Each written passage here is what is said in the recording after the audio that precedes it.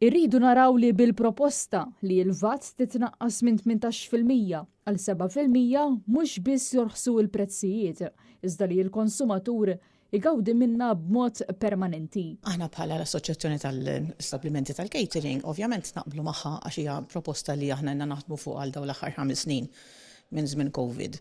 Allura ovvjament naqblu magħha. Taħdem żgur għax ovvjament kif dejjem ngħidu aħna l-ispejjeż tagħna dejjem tilgħin u ma jitilgħux ir-ratio tal-prezzijiet tagħna għall-ħares ma kif qed jitilgħu il-prezzijiet u l-ispejjeż kollha tagħna. U naħseb nkunu ħafna iktar sostenibbli u nkunu nżommu iktar stabilità fil-businesses tagħna. Kellimna ovvjament il-proposta tal-Partit Nazzjonalista li anke kienu ħariġa wkoll dakinhar lejs fejn nirriduċu il-VAT propju għal catering establishments minn 18% għal 7% sabiex nagħtuhom iktar il-lok li jinvestu f'pajjiżna, jikkreaw ix-xogħol u ikomplu ikatru l-ekonomija tagħna. Però wkoll tkellimna b'mod holistiku ta' kif irridu nimmassimizzaw it-turiżmu ġo pajjiżna biex immorru lejn il-kwalità u mhux lejn biss il-kwantità ġo pajjiżna.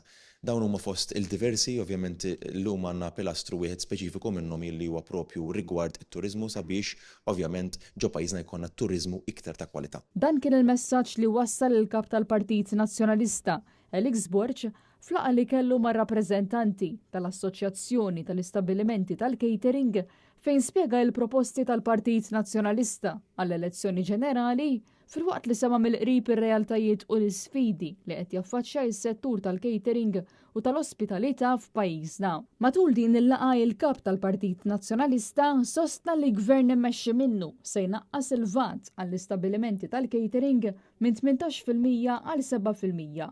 Kif huma stess ilhom jitolbu snin.